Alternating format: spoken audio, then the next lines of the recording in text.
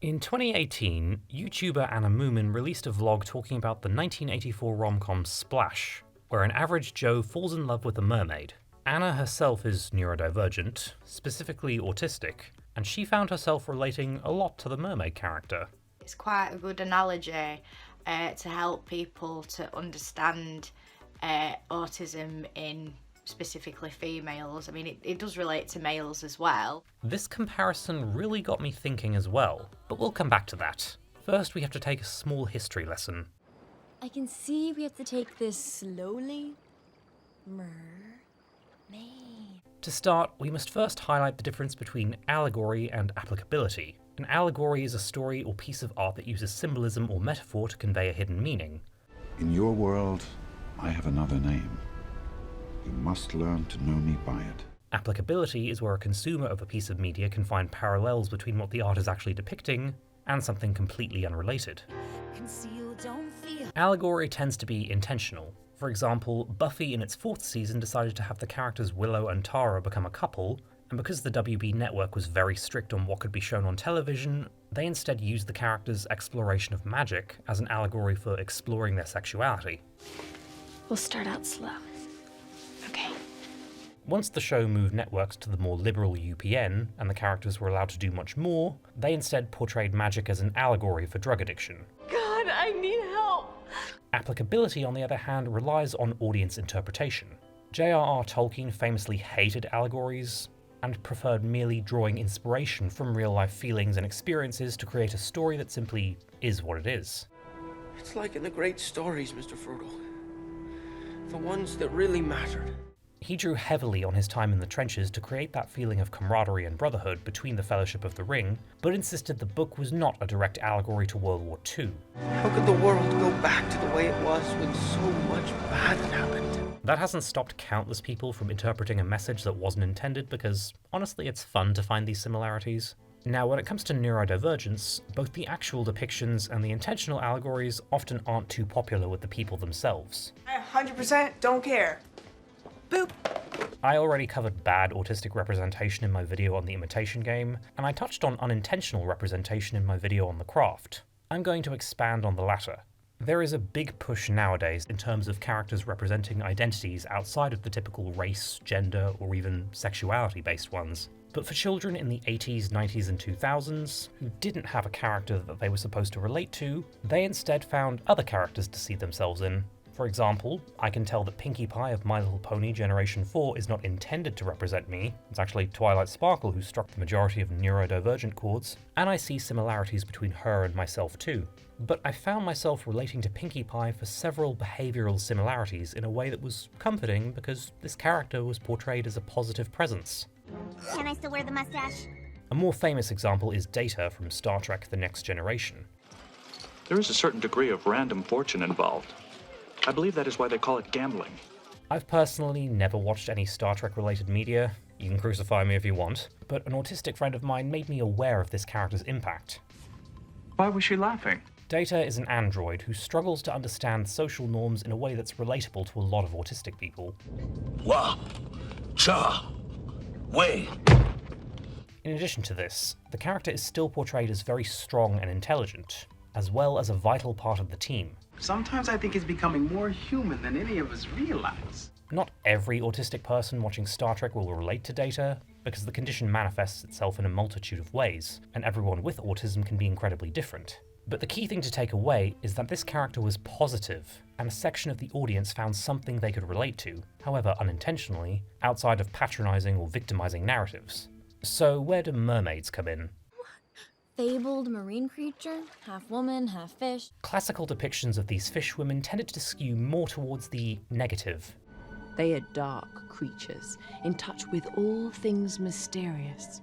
Mermaids were often lumped together with sirens, the seductive women who lured sailors to their deaths with haunting songs, as a symbol of dangerous temptation. We used to sing good duets, though. I have rather a nice voice, you know. Other works leaned into the fact that these gals were half human and had fun giving them their own sets of rules and customs befitting someone who was raised underwater rather than on land. And it's here that led to us gravitating towards the more benign mermaids of the 20th century. To me, you seem to have a Tail? Yeah. I have. I'm a mermaid. The first famous movie Mermaid was the title character of the British comedy Miranda in 1948. So you've got a wife? Yes. Well, there are plenty of men on land. She'll soon find another one. While the eponymous Miranda is an amoral seductress who has no problem having her way with 3 men who are already taken just so she can have a baby, the character is not portrayed that negatively. Well, aren't there any men under the sea who you could give them to? Oh, yes, a few. But they have little eyes and flat noses, most unattractive. That's why we're practically extinct. She charms everyone around her with her beauty, wit, and a free spirit, and Glynis Johns' performance is just... But don't you find your tale rather a handicap with the gentleman? Oh, no. It provides what you might call an element of surprise. Miranda very obviously thinks differently from the normal women around her, and this is the source of much hilarity. Well, I think they both wanted to marry you. Both of them? Isn't it absurd? She has several moments of bluntness and unfiltered honesty that are reminiscent of 1 or 2 people I know. You're very beautiful, aren't you? Paul said you were just nice looking. And this all makes for a very positive depiction of a woman who thinks differently and sees the world in her own way, without being othered or demonized. Plenty of critics noted that Miranda could be seen as a symbol of post-World War II optimism and liberation. She's shown as a fun character, allowed to be shamelessly unconventional, especially for the 1940s. Stop! You must stop! Come, miss! Let her have her fling. She likes the cockle, same as me. Quite right. More. Similar is Mr. Peabody in The Mermaid, released the same year, and this mermaid is completely non-verbal, while still being an active character. I'm not saying that there's autistic coding there for these two, but I can see how they bridge the gap between dangerous siren leading you to your doom and... Your voice sounds funny.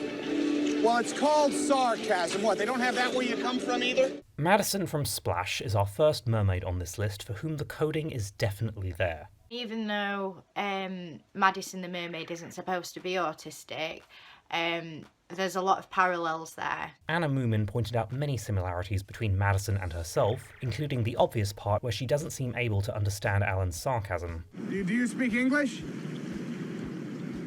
She also spends the first half of the movie entirely non-verbal. I didn't know English.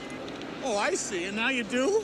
Yes, I learned this afternoon from television. It's wonderful. And her eventually learning English from just watching TV for 6 hours is actually a very simplified form of echolalia, where a child will learn a language by repeating sentences they've heard elsewhere, and it's how many autistic children learn how to speak. Now I can ask you questions, and if you answer them correctly, you can win one of these valuable prizes. Her trouble with language likewise has her sometimes take things literally, like when she thinks Alan's present for her is the actual box itself. It's beautiful. She initially lacks a sense of danger, such as when she leaves Alan's apartment by herself and walks around the street, which reminds me a little of that time I got myself lost in New Jersey at 17, but that's another story. Madison is also unfamiliar with many social norms, which is justified by her having grown up underwater, but is familiar to many autistic people. Are you from Cape Cod? No, I'm from another place. These struggles with social norms and a lack of awareness about her surroundings don't have her seen as slow, just unused to the environment she finds herself in. I'm sorry, that's how we eat lobster where I come from. Madison also spends the film trying to hide her identity and pretend to be a normal human, which is very applicable to the practice of masking, where autistic people imitate the behaviour of neurotypicals around them to better fit in or pass. And a key reason for Madison hiding her true identity from Alan is the fear that he will reject her. And outside of this coding, Madison is still presented as a positive character with whom the audience is meant to sympathise. Why? Because I love you. She's portrayed as beautiful and desirable, and shown to be worth so much to Alan that he happily gives up his life on land to be with her. I wish I could go with you. You can. Madison is also a sex-positive character who's in charge of her own sexuality. Considering that pop culture loves to portray autistics as asexual or incapable of having romance, you can see why this character has such resonance. And I love you. What's more is that, years later at the age of 52, Daryl Hannah publicly revealed that she was autistic herself. She was diagnosed as a child, meaning she was aware of her condition when she played the role. While we can't say for sure that these parallels were intended by her, it definitely enhances the viewing experience. This a big secret you've been keeping from me? Is it that you're a mermaid, or is there something else? No, that's it. Now, I didn't grow up with Splash, but I did find myself getting influenced by another famous mermaid. Ariel! How you doing, kid? I did a video on the misguided feminist backlash to Ariel from The Little Mermaid 3 years ago, so you can all probably tell that this character means a lot to me. And it was after watching Anna's video about Madison last year that led to me re-examining just what made Ariel so appealing. Anything so wonderful in your entire life? Wow, cool!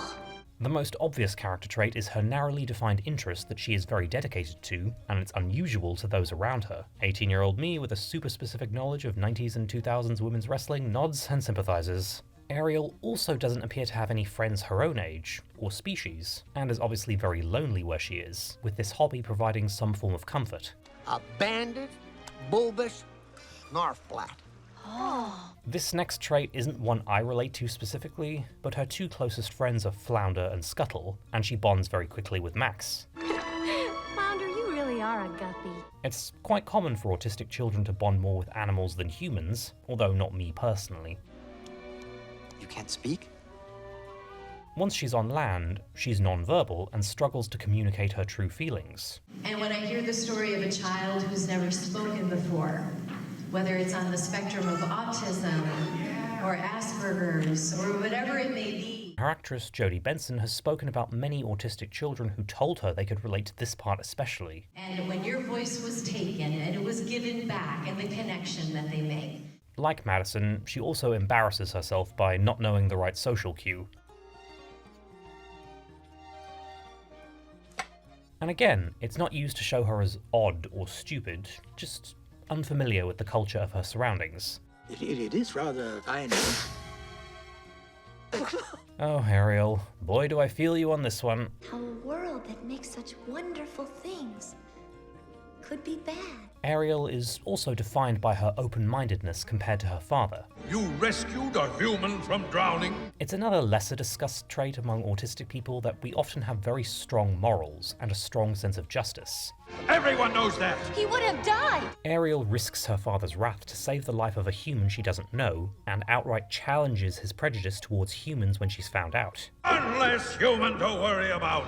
You don't even know him! Her way of thinking appears to be unusual in universe, and it leaves her open to emotional abuse and manipulation by those who seek to control her or use her, which I won't go into detail on, but let me just say, I relate. The mermaid to human transformation is a bit trickier to interpret through this lens, but you could choose to see it as more symbolic than literal. Since Ariel is uncomfortable being a mermaid at the start, you could suggest that her mermaid identity represents masking. While it appears that as a mermaid she's freer and more adventurous, it's still not enough to make her feel whole. Just like how masking and successfully passing for neurotypical has plenty of benefits, but constantly having to hide your identity and micromanage every single movement or action just for a more comfortable life does eat away at you after a while. Since Ariel's personality doesn't change after she becomes human, and she's seen as somewhat eccentric by them too, I can see this as symbolic of getting the freedom to be yourself and not having to mask anymore. And once Ariel lets her quirky, energetic side fly free, that's when she attracts Eric. Far better than any dream girl is one of flesh and blood. One warm and caring and right before your eye. Ariel and Madison make for a nice companion pair, since both were mermaid characters in the 80s, and their films were released by Disney. But there is a third pop culture mermaid I feel I have to discuss. And check this out. Whoa! I'm not a fan of the term guilty pleasure, because I don't believe anyone should feel guilty for loving pieces of media that are shunned by the mainstream, and any value found in a work should be validated. That being said, guilty pleasure is something I often use to describe my enjoyment of this film. Hello! Even so, no one can feel guilty for falling in love with Sarah Paxton's brilliant performance. What? Why go through life unnoticed? We have another mermaid that has to be taught how to act like a normal human. And the most basic of social interactions is essentially one big performance from her. Wow, Raymond, you're good. Bye. What? There are things she does that seem odd or unusual to others, but they provide her with comfort in unfamiliar situations. Is that good? Yes, it's very calming. And attempting to imitate behaviour she sees in others often just leads to embarrassment. Boy, do I relate to this bad dancing scene. Sarah Paxton, you are a gift. I told you I was bad. Outside of this, Aquamarine is quite an extrovert, and very knowledgeable about other specific things, in this case mermaid stuff, and she can act as a guide and mentor for that, teaching as much as she learns. Starfish may be big suck-ups.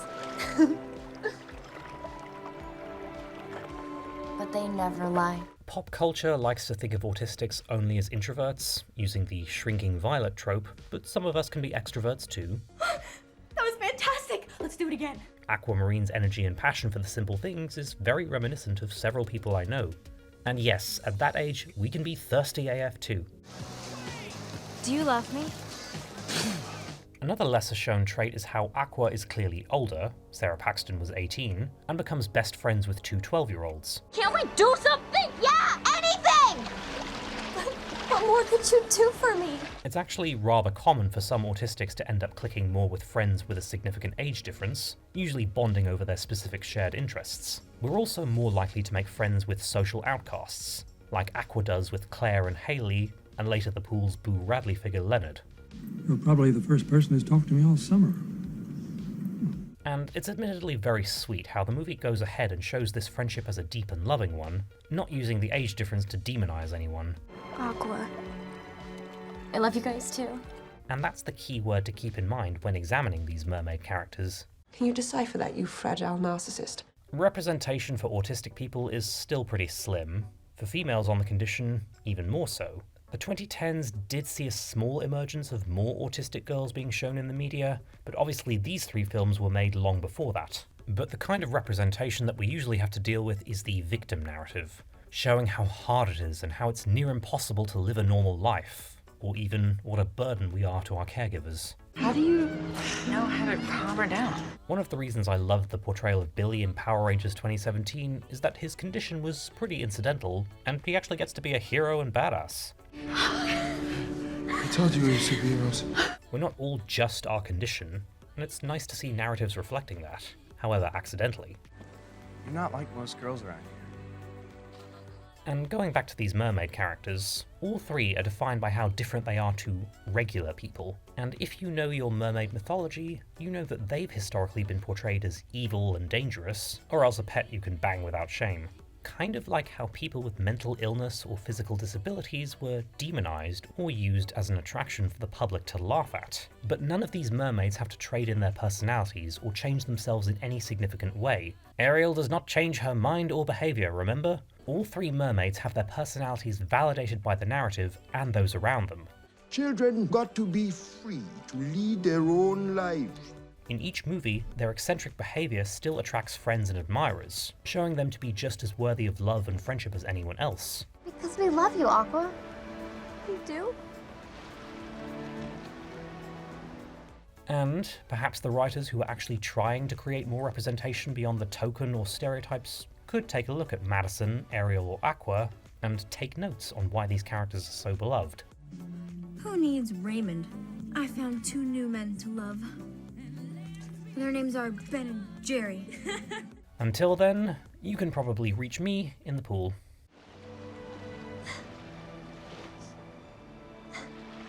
I didn't know you leak when you're happy too.